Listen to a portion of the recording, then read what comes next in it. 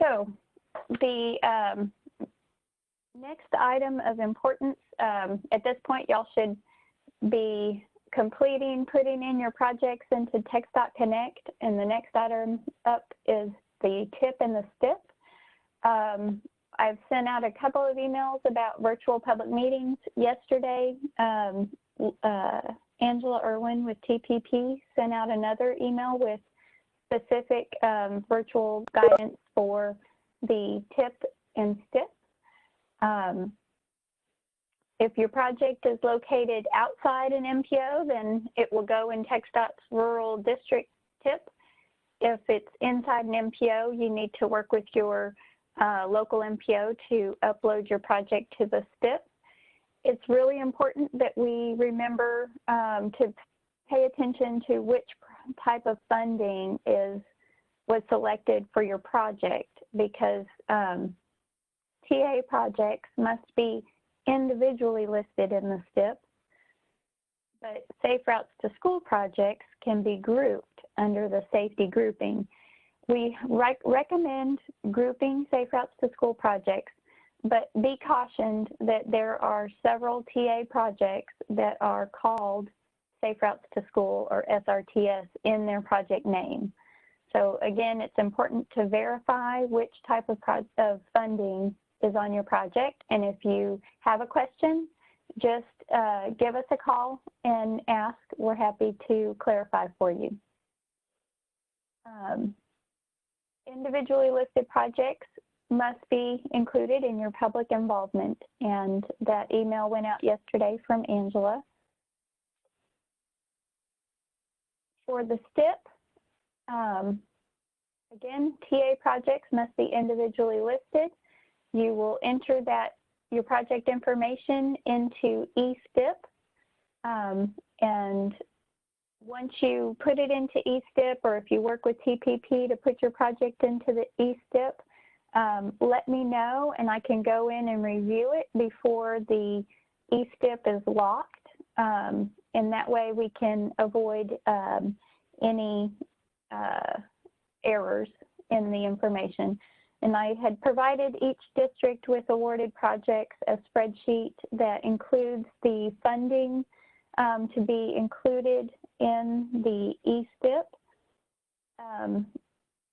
Please be aware that the cost breakdown in the STIP is going to look different from the cost breakdown in TxDOT Connect, and that's just due to limitations in TxDOT Connect.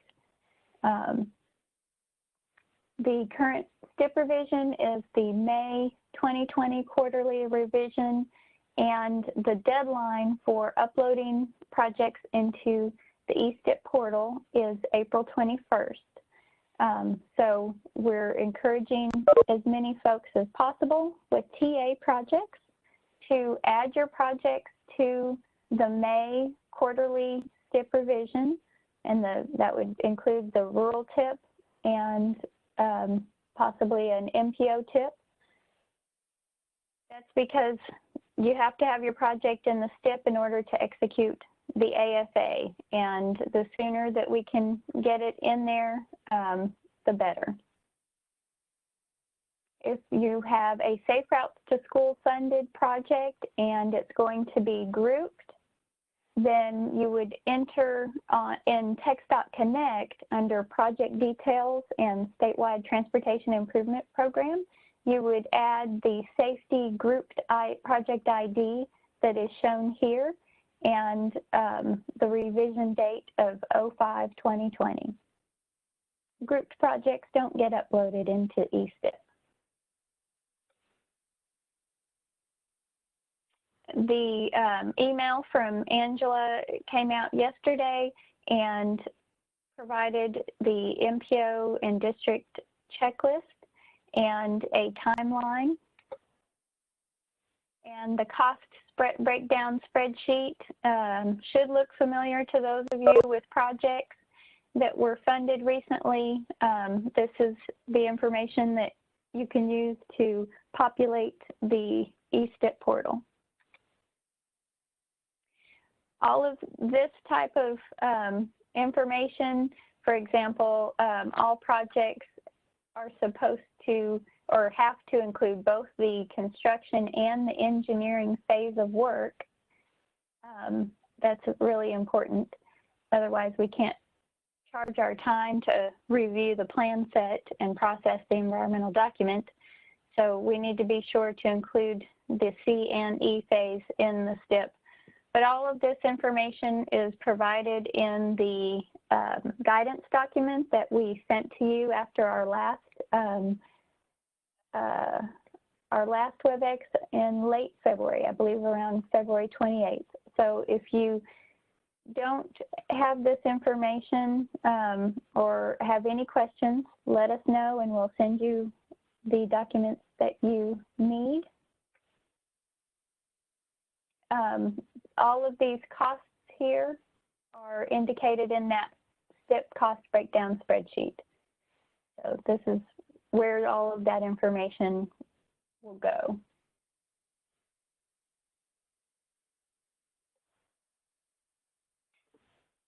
(2019) TA and Safe Routes projects must be identified either individually listed or grouped in the federally approved STIP before execution of the AFA. For project groupings in a rural area, all you have to do is put in the grouped project ID into TxDOT Connect, and you've got it in the STIP. Once that STIP is approved in May, then it's valid and it's good to go. For projects that need to be individually listed, those TA projects, those have a little bit more steps to occur. So please, please work to getting your projects in the May revision, if at all possible.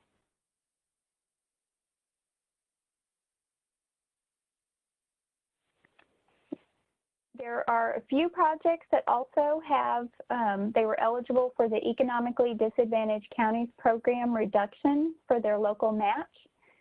These are state funds that are used to reduce the match for communities that are in a county that has been deemed to be economically disadvantaged. I would expect after this year, they probably will almost all be eligible for this program, at least in the short term. So this EDCP evaluation is updated annually in September. So it's important that we complete this paperwork for the EDCP reduction and process it through TPP before the AFA is executed and before September, when the new EDCP evaluation is completed and the counties are recertified or newly certified. Because if a county falls off the EDCP list, then they would not be eligible for the reduction, and then they would have to come up with that local match on their own. So let's see. So if EDCP was included in their detailed application, they would be eligible. The percentage that we use is the percentage that is in the application. It was what they were eligible for in FY19. But they still must be eligible to participate in the program at the time that the AFA is executed. Information on the EDCP program is available on TxDOT's webpage at this link. There are instructions for completing the Excel project information page, as well as this affidavit here that the local government must fill out. We can help them fill this out, and feel free to contact us because sometimes folks need help on getting the math to add up since it's presented differently than it is in our application. So feel free to contact us if you have questions about filling it out, or you can always contact Lori Morell at TPP to help you with the EDCP since she oversees the program. So the local entity will work with the district to fill out the application and affidavit and submit that to the district TA Safe Routes Coordinator. The district engineer will approve the EDCP application, and then the district TA Safe Routes Coordinator needs to submit the EDCP application to TPP for processing.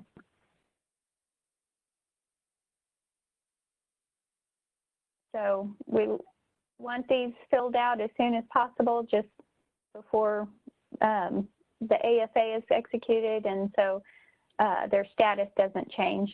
And these are the communities that have EDCP on their TA projects: Hallsville in Atlanta District, and Kleberg County and Taft in the Corpus District.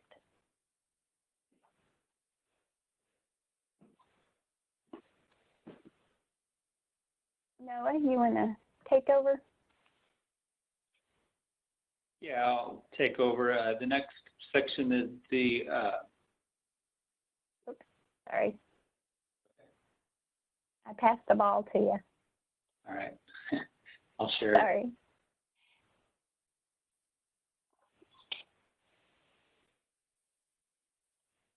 Okay, so next section is the local government agency risk assessment and special approval.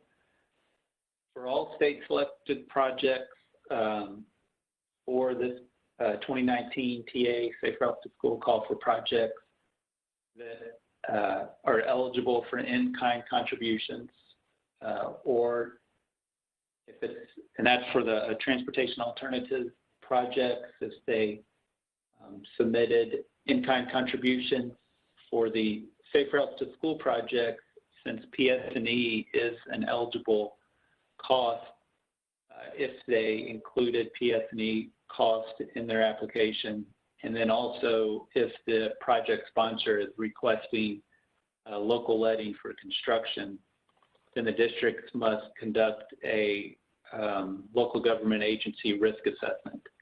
And then SPA also has to be completed, SPA form, parts A and B. And the special approval and risk assessment must be completed prior to a review of the ASA for execution.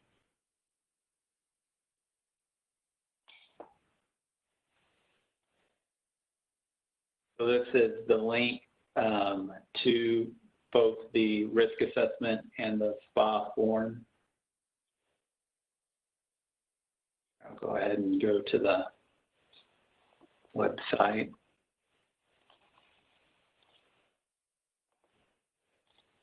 That link takes you to this page.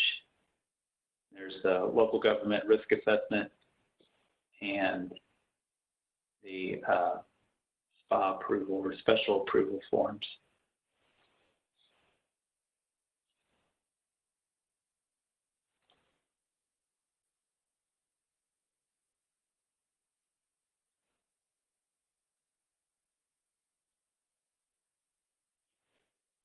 So for the special approval form, again, if the project is eligible for in-kind contribution and it's identified in the detailed application, or if it's a Safe Routes to School project and they're eligible and have included PS&E costs in the detailed application, or they're requesting a local letting for construction, then they'll need to fill out the SPA approval form.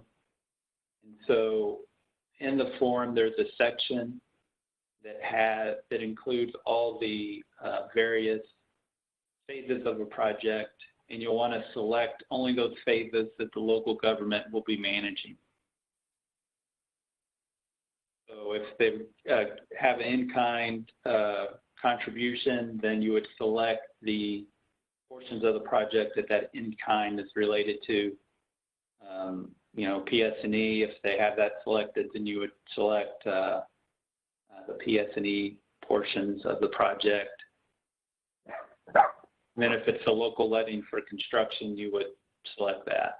So I think in this slide, we have an example of a project, and if it is getting in-kind contributions for environmental and design, but then also has requested local letting for letting and construction, then you would, on the SPA form, you would select those four phases of the project.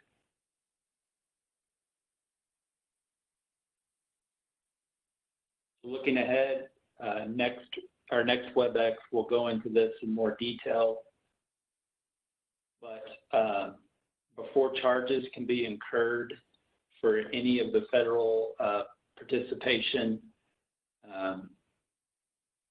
including in-kind contributions or reimbursement for PS&E on Safe Routes to School projects, the project has to be approved on the STIP. The ASA has to be fully executed. The SPAA for PE phase has been issued by FHWA. The notice to proceed email has been sent to the local government by the district, and then also approval of consultant selection procedures. So until the FPAA is issued by FHWA and that notice to proceed is sent to the local government, they cannot start procuring their consultants or doing any of the PS&E work if they want to get reimbursed, if it's a Safe Routes to School project, or if they want to get credit for in-kind contributions if it's a TA project. And 83% of the Safe Routes to School included PS&E and environmental documentation, and 89% of the TA projects included in-kind contributions. So a majority of the projects either have in-kind or have PS&E and environmental documentation for the Safe Routes projects. Hey, Nova. Yes. Hi, it's Amanda Allen. I'm sorry to interrupt, but I wanted to clarify something on the risk assessments. The risk assessment is per local government, so it's per entity, whereas the SPA form is per project. So if you already have a current risk assessment on file for that local government agency, you don't have to do a new one just for this program. I just wanted to clarify that. But on the SPA forms, you do need to complete a SPA form for every single project. And then the local government is responsible for completing Part A, and the TxDOT project manager will complete Part B.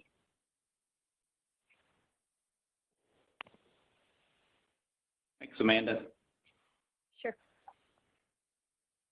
Yeah, and also that there may be more than one, or there may be project sponsors that have more than one project in this call for projects. So with the local agency risk assessment, you would just need to do one. You'd have to do a SPA for each of those projects.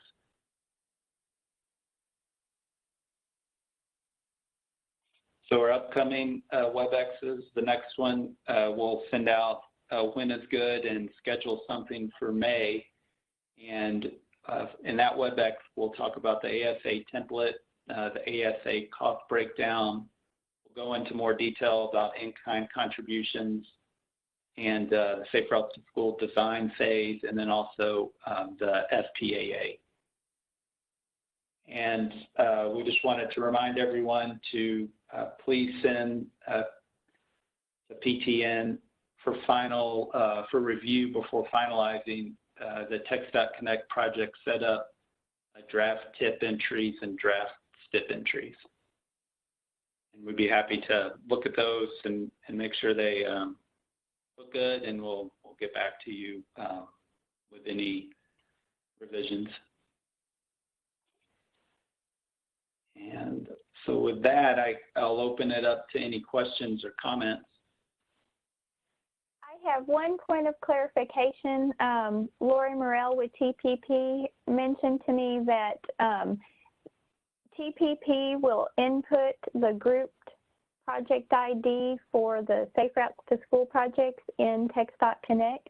That's not something that the district can do on their own. So TPP will be putting that grouped project ID in the STIP portion of TxDOT Connect for Safe Routes to School projects.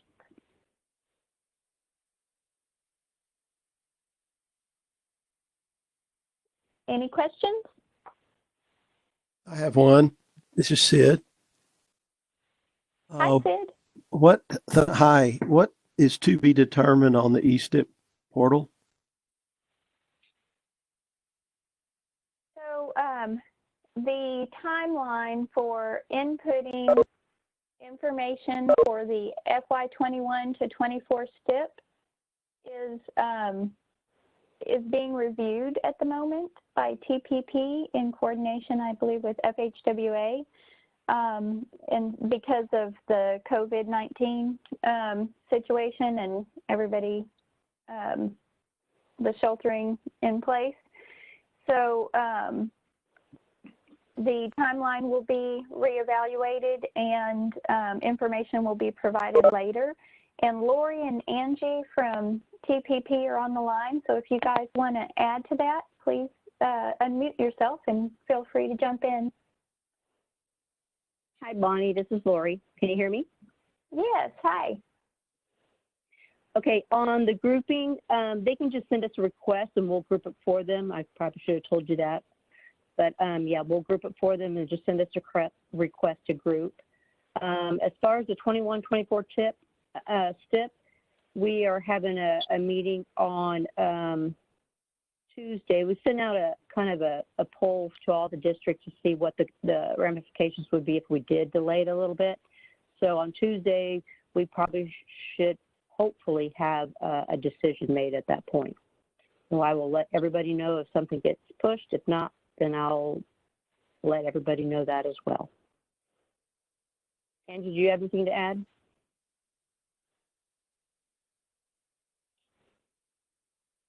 Okay, I have a question if everybody's done asking questions. Great Webex as usual, Bonnie and Noah and Carl. Here's my question. The Bryan District was not awarded any projects, so how does this relate to me?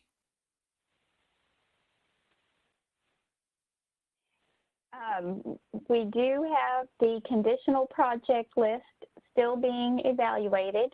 Those projects will not be awarded funds until the next federal transportation bill. So it could be another 6 months or so before those projects get initiated. But those projects are still to be determined.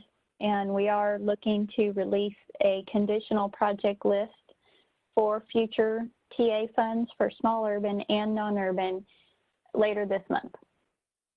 So thanks for the opportunity to give that update. Oh, thank you, Bonnie. Thank you so much. I'll look forward to that conditional list then. You're welcome. I wanted to add to what Lori was mentioning about possibly delaying the STIP.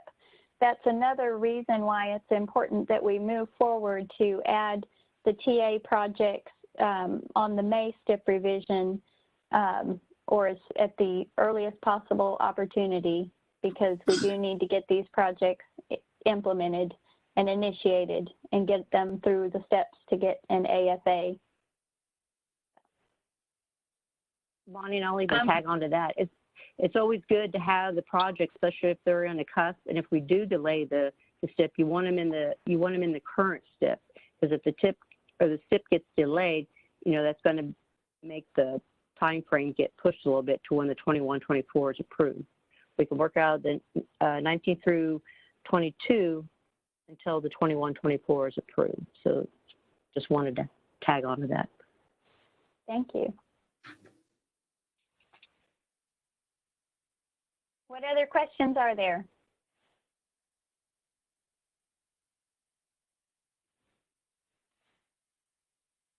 Bonnie, Sid again. Hi. I just wanted to make it clear that there's nothing that's delaying us inputting these projects in the eSTIP portal. That's what I was trying to get at. Our MPOs or our rural, we should be able to go right in there as soon as we have CSJ and TxDOT Connect input. We should be able to go into the portal, right? Is the portal open for, I believe the portal's open for the May revision, is that correct, Lori? No, that's not correct. Not yet. The feds are still reviewing the February. They should hopefully be done soon. But that doesn't preclude you for adding projects. You could add projects to the eSTIP at any time. That's what You just won't have the TIP. Yeah, you just won't have the TIP instance to put them in yet, but you can add your projects anytime. Okay, that's what I want to clarify. I'm apologize for being a little inarticulate about this kind of stuff, but it's the TxDOT process is a little bit. I haven't been very involved with it, and our planner who's on the line, she's somewhat new to it. I think she knows a whole lot more than I do, though. I just want to be clear about that because we're talking about a 21st deadline, and at the same time we're saying that there's something going on with the portal. I just want to make that really clear. There's nothing we're waiting on. Right, and Angela and I can help anybody put their projects in the eSTIP if that's what's needed. We have no problem doing that. Okay, great.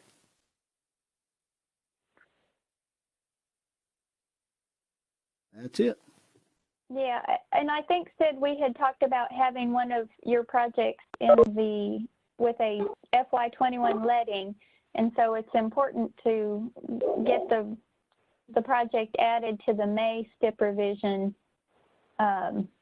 Yes. And so it's important that we hold our public involvement to add projects to the May STIP and rural TIP revision. Right. So we really need to get that coordinated with our MPO. Yeah, So or it's in if an it's MPO. not, yeah, if it's not in an MPO, then the district is responsible for that public involvement. Right. Yeah. Okay. Any other questions?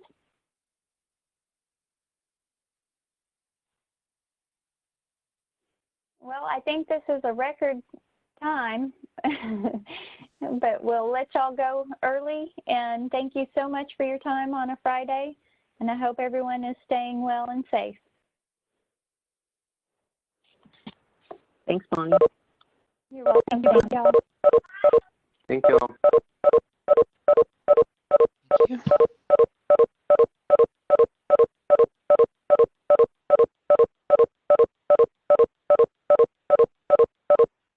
No,